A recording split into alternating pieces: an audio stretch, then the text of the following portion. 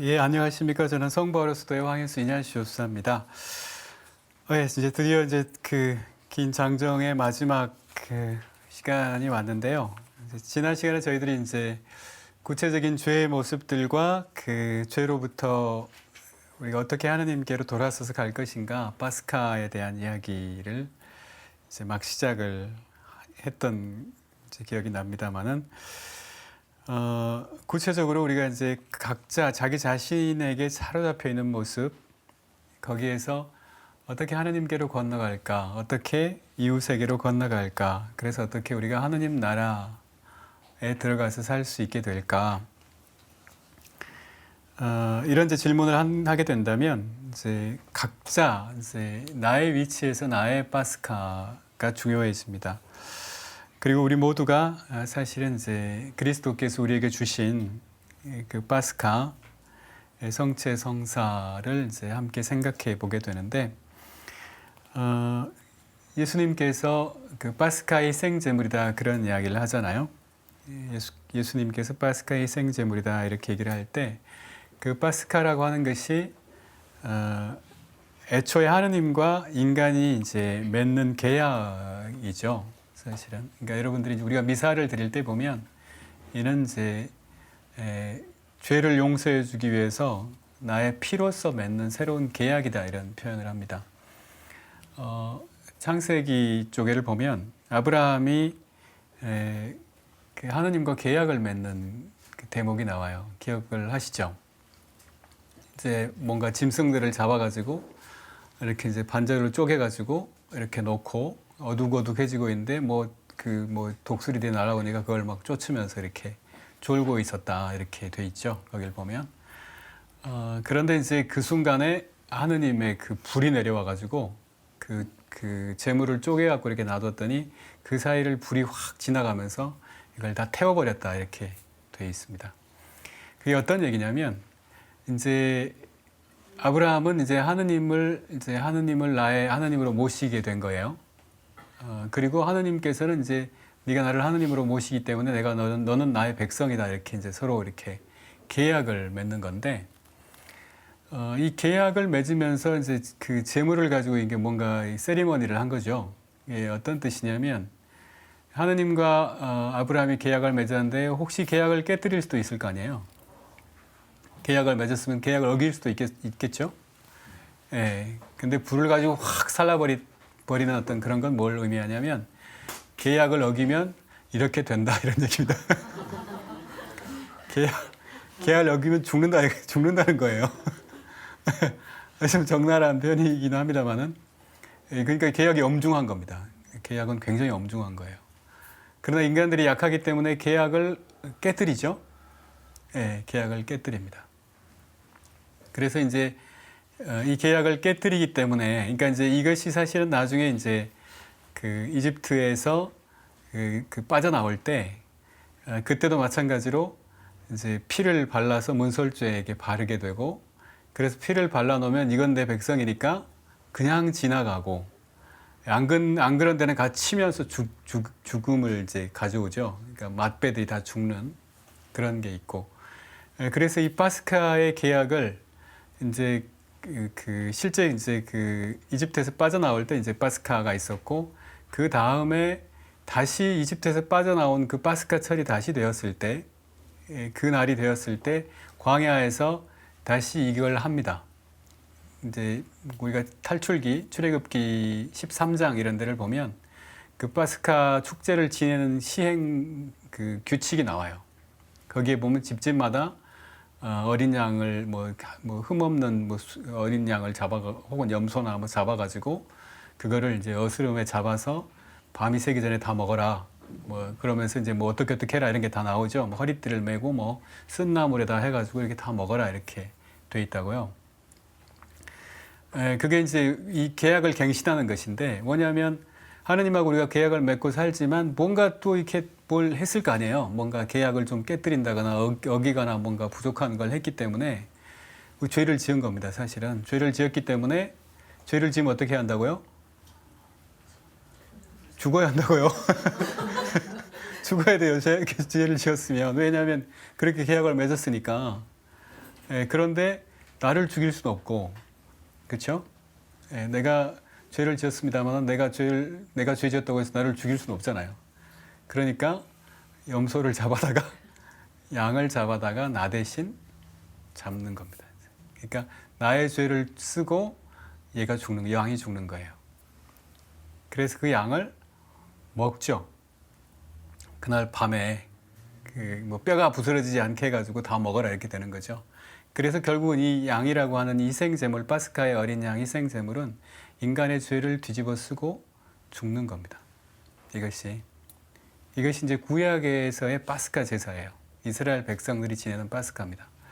그리고 이제 이스라엘 백성이 파스카를 지내는데, 그래서 이스라엘 사람들은 다 그걸 지낸단 말이에요. 요즘도 아랍 사람들 보면 뭐 어느 때가 되면 막 다 뭐 메카 같은 데 모여가지고 막 뭐 하고 그러잖아요. 그런 게 다 그 유목민족들의 어떤 이런 전통이겠죠. 우리도 뭐 복음서에 보면 예수님이 그 파스카가 됐을 때 12살인데 도성에 올라갔다가 뭐 이렇게 뭐 이런 얘기들이 다 나오지 않습니까? 그런데 이제 예수님도 말하자면 그런 구약의 백성들이 지내던 파스카를 똑같이 지냈어요. 당신도. 그렇게 지내시다가 돌아가시던 해에 스스로 당신이 이제 새로운 파스카를 세웁니다. 이것이 지금 우리가 드리는 미사가 된 거예요. 그러니까 이것이 사실 구약의 전통 안에 있는 겁니다. 이스라엘의 전통 안에서 예수님께서 그것을 새롭게 하는 거예요. 그래서 새 계약이라고 하는 거, 이것이 이제부터는 양 대신에 인간들의 죄를 뒤집어쓰고 너와 나와 우리의 죄를 뒤집어쓰고 죽는 하느님의 어린 양이 되는 겁니다. 그래서 요한복음에 보면 보라 하느님의 어린 양 세상의 죄를 없애시는 분이시다 이렇게 되어 있죠. 그래서 파스카를 지낼 때 중요한 것은 첫째로 어린 양을 죽이는 거예요. 제물을 죽이는 거. 그래서 이제 그 원체는 이제 그 파스카 예식을 어떻게 지냈냐면 그 광야에서 지냈습니다. 광야에서 이제 떠돌아다닐 때 약속의 땅 가나안에 들어가기 위해서 계속 40년을 돌아다녔다고 하죠. 그래서 40년 동안 떠돌아다닐 때 광야에서 파스카 예식을 했어요. 그러다가 이제 이스라엘 백성들이 땅에 정착을 하면서 이제 도성을 세우잖아요. 성전을 세우죠. 성전을 세우고 거기에서 하나님을 경배하게 되는데, 그래서 나중에 이 파스카를 도성에서, 성전에서, 예루살렘 성전에서 지내게 됩니다. 이것이 이제 요시야의 개혁이라고 하는, 그 요시야 왕이 구약에 보면 나오는데, 그때부터 이제 이게 그 성전하고 연계해서 파스카를 지내게 되고, 그래서 이제 12살 이상 된 이제 모든 유다인들은 그 도성에 다 와서 이렇게 지내게 되는 이제 법이 나오잖아요. 그래서 이제 예수님이 살아계시던, 예수님이 실제 그 파스카를 이제 해마다 지내시던 그때 당시에는 그 도성에 와서 이제 사람들이 막 온 이제 땅에서 다 모여왔을 거 아니에요, 유다인들이. 그럼 이제 그 뭐 자기 고향에서부터 이제 양을 끌고 오지는 못할 테니까 양을 이제 그 도성에서는 막 다 팔았을 거 아니에요. 가난한 사람들은 양을 못 사면 뭐 다른 걸 하고 뭐 이러니까 예수님이 가서 보고 이 자식들 이게 뭐냐 막 그러면서 막 그 장사꾼이 됐다 이러면서 막 혼을 내는 이런 이제 이야기들이 나오는데, 그때 당시에는 그렇게 지냈다고 해요. 그러니까 각자가 이제 자기 양을 잡아서 이제 사는 겁니다. 사가지고 그걸 이제 그 예루살렘의 양의 문이라고 하는 것이 요한복음 5장에 보면 나오잖아요. 그 베자타의 목가 얘기할 때 양의 문이라고, 도성에 양의 문이 있는데 그 양의 문 앞에다가 자기가 이제 갖고 갈 양을 그다 매놨다 그래요. 그리고 이제 그 복음서에 보면 예수님이 파스카의 어린 양이신 것과 실제 그 파스카의 예식하고 굉장히 잘 이렇게 부합되게 이야기들을 전개시켜 나갑니다. 예수님이 이제 죽기 전에 그 베타니아로 가시는 그것이 사실은 이제 그 양을 잡아서 묶어 놓는 뭐 이런 거하고 쭉 연결된다고. 그래서 나중에 처형될 때 그것이 이제 양을 실제 그 성전에서 죽이는 그 시간에 사실 예수님이 처형됐다. 뭐 이렇게 쭉 이렇게 연결돼 나옵니다. 그리고 이제 파스카에서 보면 양의 뼈를 부러뜨리면 안 된다 이렇게 돼 있었기 때문에 예수님이 이제 십자가 있을 때도 뼈를 부러뜨리지 않잖아요. 그 원래 그 이제 확인 사살을 하는 건데, 확인 사살을 하기 위해서 이제 안 죽었으면 그 큰 해머를 들고 와가지고 그 뼈를 이제 부러뜨려 가지고 죽이는데 와서 보니까 벌써 죽었네. 그래서 죽이지 않죠. 그 대신 혹시라도 모르니까 이제 창으로 여기를 이제 찔러 가지고 피를 다 빼는. 그러니까 로마 병사들이 이제 전투 수칙에 따라서 이 흉갑을 차고 있으면 여기를 찔러봐야 들어가지 않잖아요. 말하자면 이제 요즘으로 치면 방탄조끼를 입고 있는 거니까. 예, 그래서 이제 이 흉갑 앞뒤로 이렇게 차고 있기 때문에 이 사이가 비잖아요. 이 사이로 찔러가지고 심장을 관통시킵니다. 로마 병사들의 전투 수칙이라고 그래요. 그게. 그래서 로마 병사가 와서 이제 긴 창을 가지고 와서 롱기누스 창이라고 그러는데 그걸로 이제 여기를 찔러서 심장까지 쭉 들어가게 해서 이제 피를 다 쏟는 그런 이제 이런 것들이 사실은 이제 그 파스카의 어린 양을 잡는 그런 예식하고 연결이 됩니다. 그 규칙하고. 그래서 이제 그 양을 잡아가지고 성 목요일 날 이제 그러니까 그 양을 들고서 들어가서 이제 성전에서 잡는 이제 일이 벌어지는데 그 성전에서 일하는 사람들 제관들이 있어가지고 그 제관들이 이제 목을 이제 양을 이제 딱 따면 이제 그 피를 이제 받아가지고 이제 그 피를 받으면 쭉 제관들이 이제 일렬로 이렇게 쭉 서가지고 두 줄로 섰다 그래요. 두 줄로 서가지고 지성소에 있는 제대 앞에까지 각자가 자기 양을 이제 죽이면 그 양을 이제 제단 양동이 같은 거에 금그릇이나 은그릇에 받아서 그걸 이렇게 쭉 연결해서 이제 전달하면 끝에 있는 사람이 제대 앞에다가 제단에다가 그걸 뿌렸다고 합니다.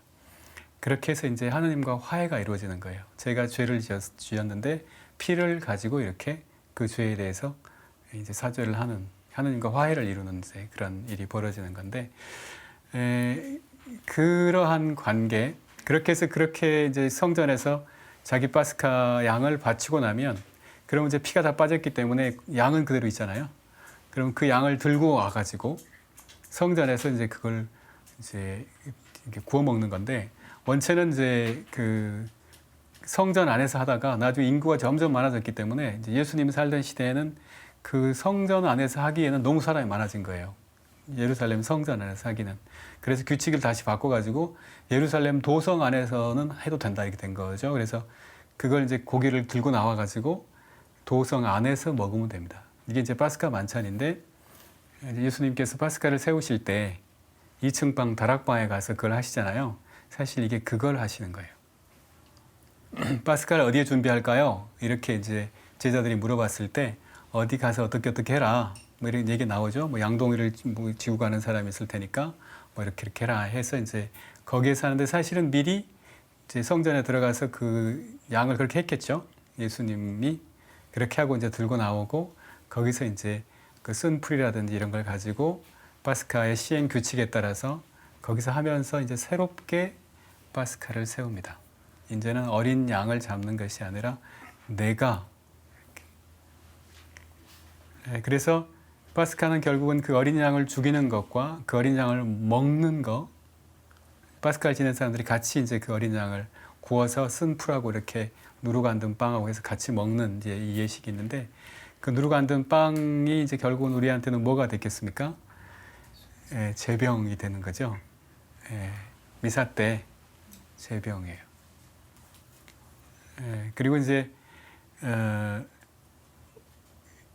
그렇게 해서 이제 결국은 이제 그걸 먹는 것도 중요해지는데 그래서 우리가 성체를 영하잖아요. 먹죠. 그래서 이제 그 파스카에 대한 이야기가 이제 그 복음서 4가지 복음서에 보면 요한복음서를 보면 그 실제 이 성체 성사에 대한 이야기는 나오지 않습니다. 그리고 이제 마테오, 마르코, 루카에 보면 성체 성사를 제정하시는 이야기가 나와요. 다시 말해서 마테오, 마르코, 루카에서는 그 마테오 복음사가나 루카나 마르코에게는 이 먹는다고 하는 건 파스카에 있어서 먹는다고 하는 게 중요했던 거죠. 그래서 이 파스카의 제사, 성체 성사를 세우는 이야기가 나옵니다. 요한에서는 파스카 어린 양이 죽임을 당하는 것이 중요해요. 죽는 거. 이제 이것은 이제 그 신학적인 견해일 텐데, 그래서 요한에는 예수님의 어떤 죽음에 대한 이야기만 나오고 실제 성체 성사를 세우는 이야기는 나오지 않습니다. 자, 이제 왜 이런 이야기를 하는 거냐면, 자, 구체적으로 이제 이 파스카의 길을 걸어갈 때 우리가 이 파스카를 먹으면서 파스카의 길을 걸어가는 거거든요. 두 가지가 있다고 그랬잖아요. 죽음이라고 하는 의미와 먹음이라고 하는 의미가 있다고 그랬죠. 그러니까 그리스도인들은 파스카를 먹으면서 파스카의 여정, 죽음의 여정, 나에게서 죽고 나로부터 죽고 하느님으로 부활하는, 예수 그리스도께서 내 안에서 부활하시는 이 길을 우리가 걸어가게 되기 때문에 이 파스카 여정에서 이게 중요합니다. 그리스도를 먹으면서 세상의 죄를 없애시는 그리스도, 그 성체를 먹으면서 하느님의 어린 양을 우리가 먹으면서 우리가 죄로부터의 해방, 나의 사로잡혀 있는 데로부터 이제 하느님께로 건너가고 이웃에게 건너가고, 그래서 정말로 사랑하면서 살 수 있도록, 우리가 나에게 사로잡혀 있을 때는 그게 사랑한다 하면서 산다고는 하지만 그건 사랑이 아니고 그냥 나의 뭔가 이런 거라는 거고, 예. 그래서 이제 이것이 파스카라는 이야기입니다. 그래서 이제 신약 성서에서 이 파스카에 대해서 이제 가장 먼저 기록한 작품이 이제 고린토 1서인데, 고린토 1서에서 그런 이야기를 합니다. 바오로 사도가 나는 주님께로부터 전해받은 것을 여러분에게 전했습니다. 곧 주님 예수께서 잡히시던 날 밤에 빵을 들고 사례를 하신 다음, 감사를 드리신 다음이죠. 사례하신 다음에 떼어주면서, 그것을 떼어서 주시면서 말씀하시기를 이것은 여러분을 위한 나의 몸입니다. 이렇게 말씀하셨다는 거예요. 이렇게 얘기할 때 예수님께서는 뭘 기억하라고 하시는 것일까? 그리고 우리들 각자가 사실은 우리의 삶을 전부 다 지금 가지고 있는 사람들인데, 이 몸이라고 하는 것이 우리의 삶 전체를 담고 있는 것이잖아요. 그런데 어떤 면에서는 다 잊어버렸어요. 아까 우리가 그런 이야기를 했지 않습니까? 어린아이가 기억하고 있기 때문에 물에 던져놓으면 헤엄을 칠 줄 안다고. 지극히 편안하고 평화로웠던, 자기가 어떤 불안이나 두려움이나 걱정도 없이 어머니 뱃속에서 그렇게 편안하게 살던 그 사랑을 기억하고 있다고, 이 존재들이 다.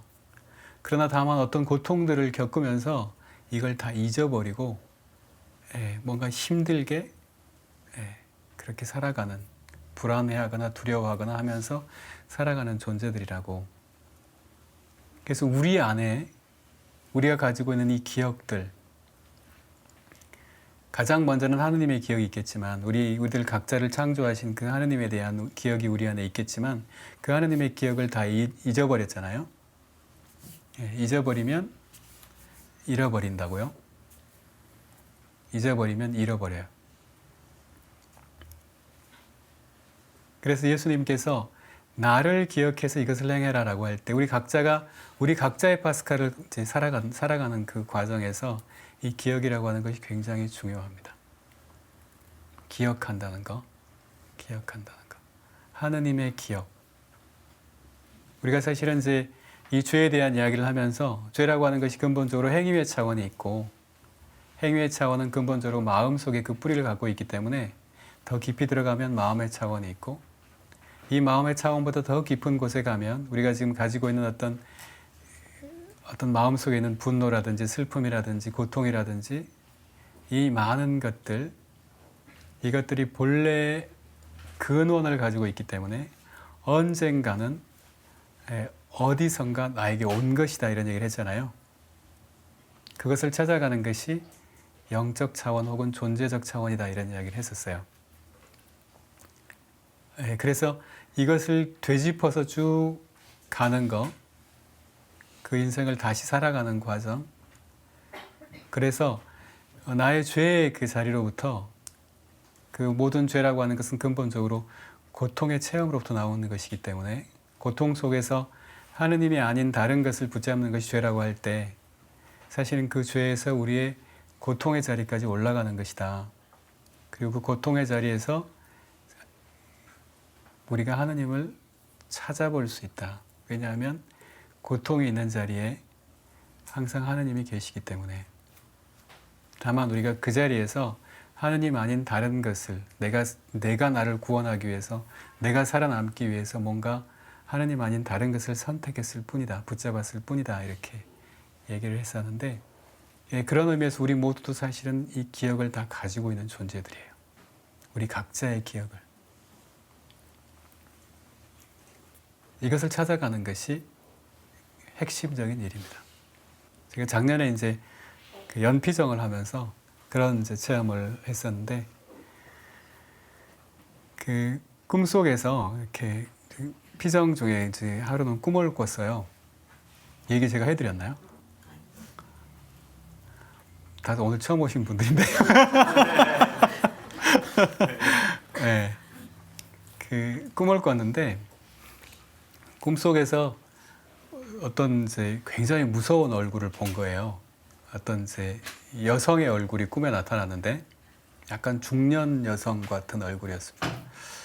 근데 이제 그 꿈속에서 그 얼굴을 이렇게 딱 보고서 제가 너무 무서워가지고, 그걸 보는 순간 너무 무서우면 어떻게 되죠? 심장이 막 쪼그라드는 것 같잖아요. 예, 막 심장이 쫄깃쫄깃해진다 그러는데, 막 심장이 막 오그라드는 것 같아서 너무 무서웠어요. 그래가지고, 근데 뭐 이렇게 그 사람 얼굴이 무섭게 생겼거나 뭐 피를 흘리고 있거나 이러는 것도 아니고 그냥 얼굴이에요.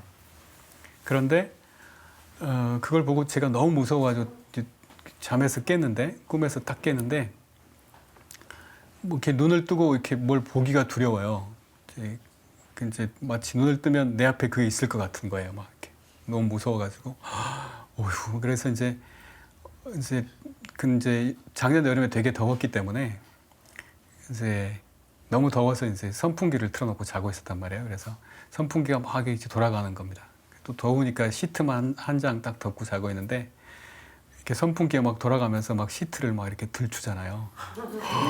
마치 막 그 무서운 게 와가지고 그걸 들추고 막 들어오는 것 같아서 얼마나 무서웠는지. 그래서 이제 어떻게 이제 눈을 뜨고 시계를 보니까 새벽 3시예요. 그래서 새벽 3시였는데, 제가 12년 전에 같은 꿈을 꾼 적이 있다는 것이 생각이 났습니다. 제가 이제 종신서원 한 달 피상할 때 그 같은 얼굴을 봤었거든요. 근데 이제 재미있는 것은 12년 전에는 더 젊은 얼굴이었어요. 이 사람이 좀 젊은 얼굴이었는데 12년 후가 돼가지고 약간 이제 아주머니 얼굴, 중년의 얼굴로 변해 있는 거예요. 그래서 이제 이게 도대체 뭘까? 그래서 제가 이제 계속 기도하면서 이걸 가지고 기도하기 시작했습니다. 이렇게 주님, 이게 뭡니까?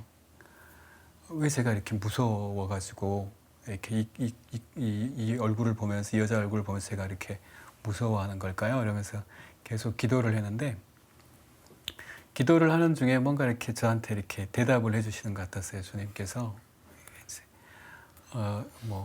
이제 기도하면서, 야 인수야, 뭐 이렇게, 제가 인수니까 제 이름이 인수예요. 인수야, 이러면서 어제 저녁에 너 뭐 했냐? 이렇게. 어제 저녁에 제가 저녁 먹고 산책을 갔죠. 뭐 이렇게. 실제 제가 산책을 갔거든요. 그 전날 저녁에. 산책을 갔는데, 산책을 하다가, 산책을 이제 저희 피정집이 있는 거가 산골이어가지고, 이렇게 그 길을 따라 쭉 가다 보면 산 중턱으로 올라가는 길이 따로 있어요. 그래서 그 산 중턱에 가면 이제 그 피정집이 있는 동네가 다 보입니다. 마을이 다 보이고. 근데 거기는 이제 그 동네가 아주 오래된 교우촌이어서, 그 이제 어떤 집안에 그 가족묘가 있어요. 가족묘지가 있어가지고. 그래서 이제 거기 가서 보면 동네가 잘 보이는데, 그래서 제가 이제 쭉 산을 이렇게 쭉 가다가 이제 중간에 이제 옆으로 빠져가지고 그 중턱을 올라가기 시작했어요. 중턱으로 올라가는데 굉장히 막 무서운 상상이 드는 거예요. 그러니까 뭐 이제 제가 좀 상상력이 풍부한 편입니다. 어떤 상상이 막 들었냐면, 제가 막 그 묘지 있는 데까지 올라갔더니 어떤 사람이 이렇게 죽어 있는 걸 보는 거예요. 거기 올라갔는데. 그래가지고 막 이제 사람이 그렇게 돼 있으니까 제가 너무 놀랄 거 아니에요. 근데 이게 상상 속의 이야기입니다. 막 놀래가지고 얼른 막 전화기를 꺼내가지고 막 119를 막 돌리고 있다가, 119를 돌리는 게 아니죠. 112를 돌려야 되는데 예, 막 이렇게 하고 있는데 그 순간에 막 갑자기 그 사람을 그렇게 한 누가 막 이렇게 숲속에 있다가 튀어나와가지고 막 저를 덮치는 거예요. 그래가지고 막 내가 막 너무 무서워가지고 어떻게 못하는 이런 이제 막 생각이 막 떠올라가지고 그 길을 계속 가는 동안에 막 머리가 쭈뼛쭈뼛한 거예요. 그런데 그래 어떻게 했냐 그래서 제가 끝까지 그래도 올라갔어요. 이렇게. 근데 제가 무서워가지고 도망가지도 않고 그런 온갖 생각이 들어가지고 막 머리가 쭈뼛쭈뼛한데도 꼭대기까지 그냥 계속 올라간 거예요. 그 꼭대기가 올라갔더니 동네가 너무 멋있는 겁니다. 그래서 너무 좋다 이러면서 거기 앉아가지고 동네 그림이 이제 그리고 싶어진 거예요. 그래서 동네 그림을 이렇게 거기 앉아서 그렸습니다. 제가 이제 혼자 그림 그리는 걸 좋아하거든요. 그리고 제가 좋아하는 게 혼자 그림 그리는 거하고 혼자 걸어가는 거예요. 그 두 가지를 이제 제가 한 건데, 그러고 나서 이제 저희 이제 피정을 하면 피정 지도자가 있어서 피정 지도자가 이제 뭔가 이제 같이 면담도 하고 기도할 때 이런 성경을 가지고 기도해라 그러고 성경 구절도 주고 그러거든요. 그래서 그림을 그리고 나서 저희 이제 피정 지도하셨던 수녀님이 이제 주신 성경 구절이 있었기 때문에 그 성경을 한번 읽어봐야지라고 앉아서 이제 읽어봤어요. 근데 이제 잠언이었는데 잠언을 읽다 보니까 되게 좋은 거예요. 그게 마음에 들었기 때문에 이제 그림 그린 밑에다가 그걸 또 베껴 썼어요. 그래서 이제 제가 거기 그림도 그리고요 성경도 베껴 썼어요. 이제 뭐 이렇게 기도하면서 막 얘기를 하다가 그러네. 그러고 이제 그 순간에 그 이제 일기장을 꺼내 와가지고 거기를 읽어보기 시작했습니다. 이제 그 전날 이제 그렸던 그림하고 썼던 성구를 이렇게 읽어보는데 성구를 읽다가 제가 너무 놀랐어요. 굉장히 놀랐습니다. 뭐냐면 거기에 이렇게 써 있는 거예요. 사람이 평생을 살아가면서 정말 두려움 속에서 불안 속에서 살아가는 것이 마치 전쟁터에서 도망쳐온 폐잔병의 모습과 같다. 이렇게 써 있는 거예요. 한밤중에 자다가 소스라쳐 놀라서 깨어나가지고 깨어날 두려워할 이유가 없다는 사실에 놀란다. 이렇게 써 있는 거예요. 그래서 아니 이게 뭐야? 도대체 이게 뭘까? 그래서 이제 되게 이제 마치 꼭 저한테 뭐 하는 말씀 같아가지고 너무 이제 이상해서 그걸 가지고 다시 기도하기 시작했습니다. 주님 지금 이걸 가지고 무슨 말씀을 저한테 하고 싶은 거예요? 이렇게.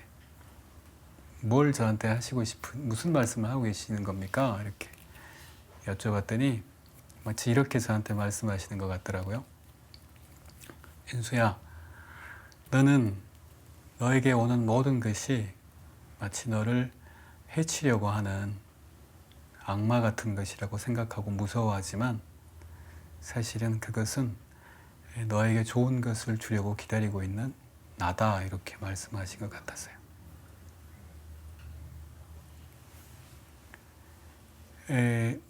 12년 전에 제가 같은 꿈을 꿨을 때는 그때는 너무나 무서웠기 때문에 이제 12년 전에 좀 더 젊은 분이라고 그랬잖아요. 좀 젊고 예뻤던 것 같아요. 그런데 제가 너무 무서워가지고 자다가 비명을 질렀어요. 막 이렇게 비명을 질렀는데 2년이 지난 후에 다시 나타났는데 그걸 이제 기도를 하면서 뭔가 아주 다른 어떤 것을 이렇게 보게 된 겁니다. 뭘 보게 된 거냐면 제가 갖고 있는 아주 근본적인 죽음에 대한 두려움을 본 거예요. 그러니까 아까 이제 그런 말씀을 드리지 않습니까? 파스카라고 하는 것이 각자가 가지고 있는 어떤 자기에게 사로잡혀 있는 모습, 어떤 근본적인 어떤 고통의 자리가 있고 그 고통 때문에 우리가 살기 위해서 뭔가 다른 것에 이렇게 집착하고 매달려 있는 모습, 이것이 우리가 갖고 있는 근본적인 죄의 모습인데 그 죄의 모습에서 사실은 고통의 자리까지 거슬러 가는 거다. 그리고 고통의 자리에서 이제 하느님을 만나게 된다. 이런 이야기인데 제가 가지고 있는 어떤 이제 이 죽음에 대한 고통, 죽음에 대한 두려움이라고 하는 것이 저한테 사실은 있고 그 죽음에 대한 두려움이라고 하는 것은 또 다른 어떤 사건을 갖고 있어요. 그러니까 이제 제가 지금 이제 수도 생활을 한 지 이제 21년째가 됐는데 수도 생활을 하고 뭔가 기도를 하고 이렇게 쭉 해나가면서 하느님께서 점점 더 저 자신을 풀어주는 것을 느낍니다. 제가 가지고 있는 어떤 근본적인 어떤 두려움, 고통, 죽음의 자리로부터 저를 점점 더 풀어주시는 걸 느껴요. 그래서 사실은 이제 이렇게 얘기를 하면 수사님은 그렇게 수도 생활을 하고 기도를 하고 그렇기 때문에 그런 걸 할 수 있지 않습니까? 우리는 수도 생활도 하지 않고 우리는 세상에서 살고 일에 막 쫓기면서 삶에 쫓기면서 사는데 우리는 어떡하라는 거예요? 이렇게 질문하실 수 있겠죠? 그렇죠? 예. 아까 이제 제가 그런 말씀을 드렸지 않습니까? 일상에서 사실은 내가 이제 어떤 어려움들을 느낄 때 이건 대개는 관계에서 오는 것이다 그런 표현을 했잖아요. 관계에서 내가 어떤 어려움들을 느낄 때는 반드시 내 안에 열어야 할 문 앞에 지금 내가 있다 이런 표현을 했죠. 예. 그래서 여러분들이 이제 실제 살면서 일상을 살아가시면서 그런 것들을 구체적으로 어떤 걸음들을 할 수 있는 어떤 이제 방법들에 대해서 조금 알려드리려고 해요. 이제 중요한 것은 이런 겁니다. 자기 자신에게 깨어 있는 거예요. 깨어 있는 겁니다. 대개는 우리가 이제 어떤 어려움을 만나면 도망치거든요. 사람마다 자기가 가지고 있는 주된 방법이 있어요. 어떤 어려움들을 만났을 때 우리가 사실은 내 자신을 직면하기가 가장 힘들기 때문에 뭔가 나를 보호하기 위해서 어떤 방법들을 쓰잖아요.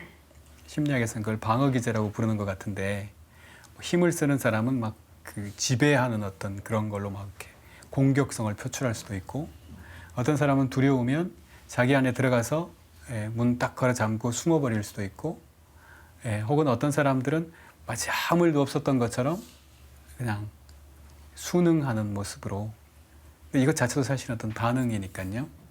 이제 그렇게 살아가는데 이제 여러분들도 여기 계신 분들도 보면 이제 어느 정도 이제 삶의 체험들이 있는 분들이기 때문에 내가 주로 어떤 방법으로 나를 보호하고 있구나라고 하는 건 아실 거예요, 그죠? 나는 왕삐짐이야, 뭐 가령 숨어버린다든지, 문을 딱 걸어 잠그고 안 나온다든지, 혹은 뭔가 거기에 대해서 내가 힘으로 뭔가를 대응하기 위해서 막 이렇게 분노하고 공격성을 드러낸다든지 여러 가지 모습들이 있을 겁니다. 그러나 그렇게 하지 않는 거예요. 내가 하는 그 방법을 안 쓰는 겁니다. 내가 하는 방법은 사실은 내가 지금 나를 안 만나려고 하는 거거든요. 내가 나를 보지 않으려고 하는 방법이에요, 그게. 그래서 그런 방법을 쓰질 않고, 이제 사실은 우리가 되게 그걸 자동 반응이라고 부르는데, 그러니까 어떤 일이 생기면 바로 어떻게 해요, 그냥. 그것이 이제 오랫동안의 삶의 어떤 이제 삶을 살아오면서 내가 몸에 체득한 방법입니다. 근데 그렇게 하지 않는 거예요. 그렇게 하지 않는 거. 근데 그렇게 하지 않기가 어렵습니다. 나도 모르게 그냥 해요. 그냥 그렇게 해버려요. 왜냐하면 무서우니까. 혹은 불안하니까 어떻게 하거든요. 근데 그렇게 하지 않으려면 조금 더 깊은 내면 안으로 들어가야 됩니다. 마음이 고요해지고 편안해졌을 때 자동 반응을 하지 않게 돼요. 지금 내가 이렇게 지금 자동 반응을 하고 있구나라고 하는 것을 의식하면서 대개는 이제 결국은 기도라고 하는 것은 이제 몸으로 하는 것인데 아까 그런 얘기를 했잖아요. 우리 몸은 모든 것을 다 담고 있고 그래서 그 몸이 자동으로 뭔가를 하게 된다. 이렇게. 그래서 이제 이 몸 자체를 가지고 하는 어떤 그 단계들이 필요합니다. 사실은. 그런 과정들이 필요한데 그래서 이제 우리 신자들 보면 되게 많은 분들이 성체조배들 많이 하시잖아요. 성체조배들도 많이 하시고 로사리오도 참 많이들 하시고 어떤 분이 그런 말씀을 하시더라고요. 그러니까 한국의 많은 신앙인들이 어떤 면에서는 이렇게 어떻게 해야 될지 잘 모르니까 성체조배하고 로사리오에 정말 매달려 있다. 그런 이야기를 하는데 그것이 좋은 기도죠. 사실은 좋은 기도입니다. 그러나 이제 조금 다른 방법을 좀 해본다고 한다면 우선 기본적으로 좀 머물러 보는 거예요. 기도라고 하는 것은 결국은 이제 몸으로 하는 것이기 때문에 내 몸 자체에 집중하면서 자기 자신에게 집중하면서 지금 내가 지금 내 지금 상태가 어떤 거구나. 가만히 이렇게 머물러 있으면 우선 번잡하게 위에 떠 있는 생각들이 막 올라오기 시작합니다. 거기서 좀 더 기다리고 있으면 이런 것들이 가라앉거든요. 그럼 조금 더 깊은 속에 있는 것들이 올라오기 시작해요. 근데 이제 사실 아무것도 하지 않고 침묵 속에서 고요히 앉아 있는 것 자체가 힘든 일입니다. 이거 굉장히 어려워요. 기도하다 보면 온갖 분심들이 다 온다고 우리가 아케디아 할 때 얘기했었는데 사실은 한 시간 정도를 제자리에 가만히 앉아 있을 수 있는 사람들은 굉장히 진보한 사람들입니다. 아마 여러분들도 한 50분만 앉아 있으려고 해도 한 44분부터는 주리를 틀기 시작할 거예요. 어떻게든 막 그냥 그 자리를 떠나게 만드는 온갖 것들이 다 몰려오기 시작할 텐데 거기 때는 어쨌든 간에 참으세요. 이렇게 시간을 딱 정해놓고 50분까지는 무조건 앉아 있겠다. 기도는 우선 몸으로 배우는 거거든요. 근데 이제 몸이 가만히 있지 못하게 하는 거죠. 내 안에 있는 온갖 기억들이 불안함 이런 것들이 막 들고 일어나서 나를 움직이게 만들어 버리거든요. 그래서 일단 몸을 좀 훈련하는 게 정말 중요하고 몸을 훈련하는 데는 이제 기본적으로 호흡이라고 하는 게 아주 중요하고요. 이런 부분은 이제 여기서 말하지 않더라도 여러분들 많이들 이제 접한 부분일 겁니다. 그래서 이제 그런 식으로 좀 몸이 좀 훈련이 되면 그래서 이런 식으로 좀 몸이 좀 훈련이 되면 그 다음에는 가령 이제 여러분들이 매일매일 그런 기도를 할 수 있는 시간을 낼 수 있다면 아주 좋은 것이고 매일매일 일정한 시간을 기도에 할애하실 수가 없다면 가령 뭐 사흘에 한 번이든지 일주일에 한 번이든지 이런 시간들을 꼭 만드세요. 그래서 가령 매일 할 수 있다면 오늘 하루 동안에 내가 내 마음에 있어서 가장 힘들었던 거라든지 가장 어려웠던 일들이 뭔가를 좀 보시는 겁니다. 그럼 어떤 것들이 있을 거예요. 어떤 것들이 있을 겁니다. 자, 이걸 보는 것은 아까 얘기했지만 외부하고의 어떤 관계는 외부하고의 관계에서 어려운 일은 반드시 내 내면으로 들어가는 어떤 문을 하나 갖고 있기 때문에 내 내면으로의 초대를 지금 하는 거이기 때문에요. 그래서 이걸 가지고 자, 관계 속에서 어려웠던 일들이나 힘들었던 일들, 사건들을 하나를 좀 선택을 해보시는 거예요. 하나를. 그것이 이제 사흘에 한 번씩 한다 그러면 사흘에 한 번 할 수도 있고 일주일에 한 번이면 일주일에 한 번도 할 수 있고요. 그러나 최소한 한 번 할 때는 1시간은 이상 시간 해야 합니다. 왜냐하면 1시간 이상 안 되면 이게 기본적으로 고요해지지 않아요. 침묵 속으로 들어가지를 못해요. 몸도 마음도. 가능하면 이제 매일 할 수 있다면 정말 좋은 거고요. 그래서 이제 어떤 사건들을 딱 선택을 할 수 있죠. 뭐 이런 일이 있었다. 회사에서 이런 일이 있었고, 혹은 뭐 가정에서 이런 일이 있었고, 그것이 나를 정말 힘들게 했고, 그것이 나를 분노하게 했고, 그것이 나를 의기소침하게 만들었고, 혹은 그것이 나를 굉장히 수치스럽게 만들었다.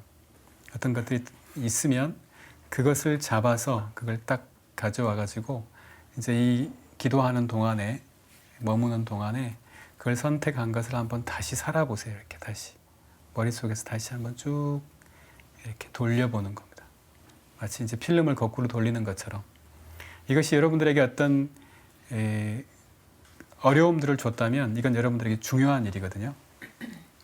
그렇기 때문에 다시 이걸 쭉 살아보는 동안에 굉장히 상세하게 어떤 것들이 떠오를 거예요.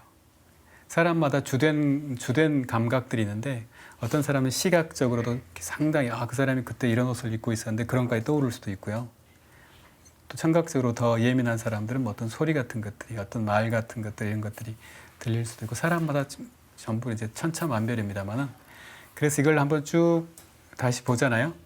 다시 이렇게 쭉 보셨으면 그러면 이제 그 사건을 다시 보신 거잖아요.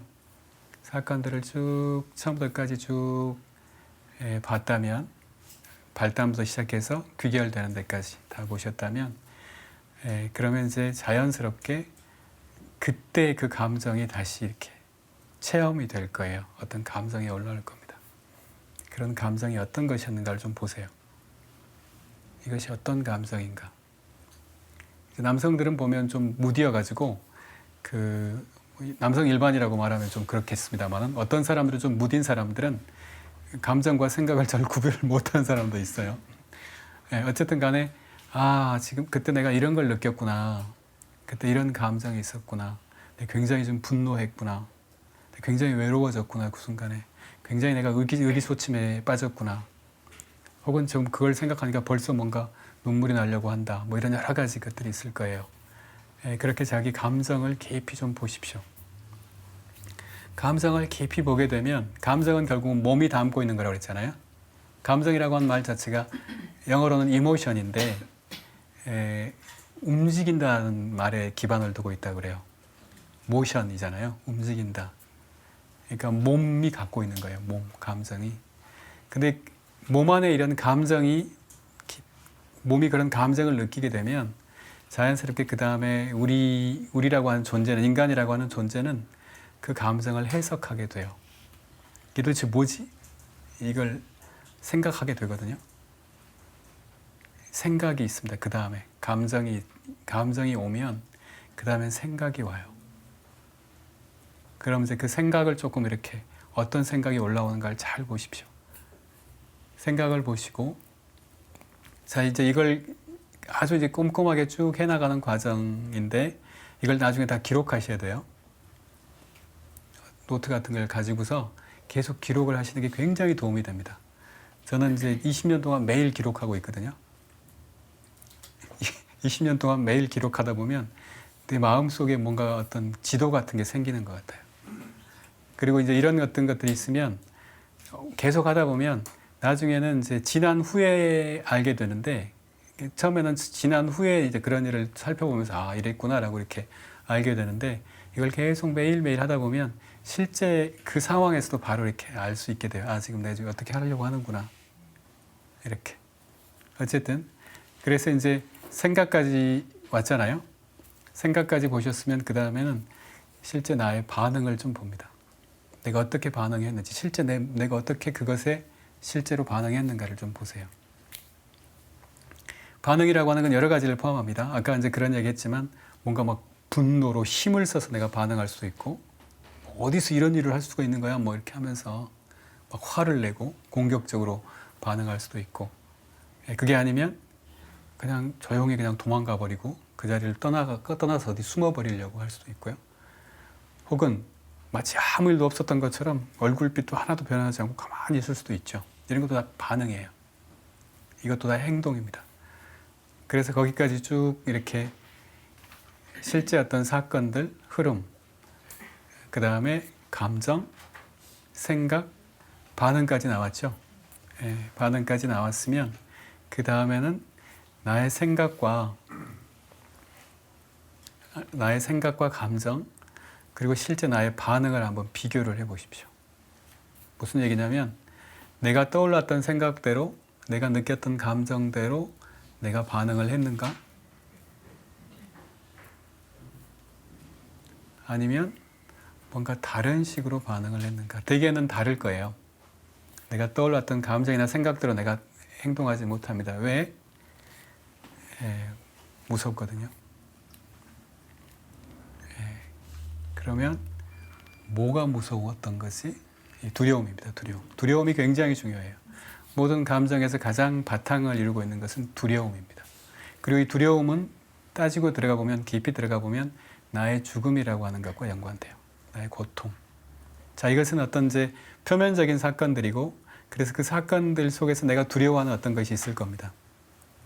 그러나 이제 이것을 가지고 계속 이걸 해 나가다 보면 나중에는 정말 여러분들 깊은 곳에 숨어 있는 불안이나 두려움하고 연결이 될 거예요.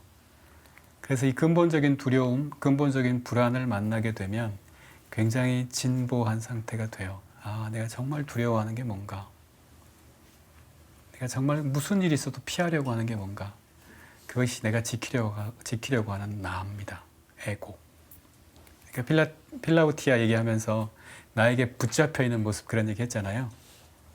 이제 그렇게 하면서 정말 내가 놓지 못하는 하느님이 아니라 끝까지 내가 놓지 못하는 나 자신, 게 진짜 나는 아닙니다. 거기까지 이렇게 봐나가는 과정인데 그것이 사실은 이제 우리가 이제 파스칼 해나갈 수 있도록 도와주는 거예요. 내가 나에 사로잡혀 있는 데서부터 벗어나는 어떤 여정을 걸어갈 수 있도록 도와주는 겁니다. 사실은 시간이 없기 때문에 뭔가 좀 아주 간략하게 이렇게 말씀을 드렸는데, 나중에 좀 기회가 되면 이런 부분들을 조금 더 상세하게 좀 이렇게 살펴보면서 나눌 수 있는 시간들이 있을 거라고 기대를 해봅니다. 이렇게 해서 우리가 이제 10차례에 걸쳐서 어떤 죄에 대해서, 그러니까 7죄종, 그래가지고 하느님과 함께 걷기, 이런 이야기를 했는데, 하느님과 함께 걷는다고 하는 것은 근본적으로 파스카의 여정을 나도 걸어간다는 뜻입니다. 하느님 안으로 하느님과 함께 걸어가는 여정이고, 그것은 하느님의 나라 혹은 한 몸, 그리스도를 머리로 한 한 몸의 공동체 안으로 들어가는 그런 것을 이야기하죠. 그래서 죄라고 하는 것이 근본적으로 어떤 것인가?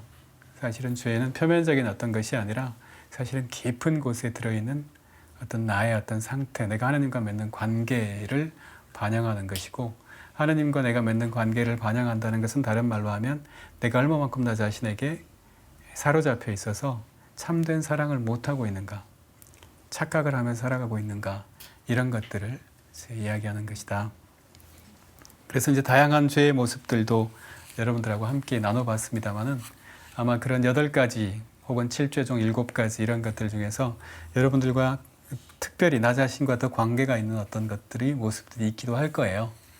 그래서 앞으로 어떤 신앙인으로서 살아가시면서 정말로 여러분들 각자가 그 파스카 여정을 걸어갈 수 있도록, 그냥 단순히 도구마니까, 교회가 믿으라고 가르치니까가 아니라 실제 그 길을 내가 걸어가는, 하느님과 함께 걸어가는 그런 신앙의 여정들을 하실 수 있기를 빌어드립니다.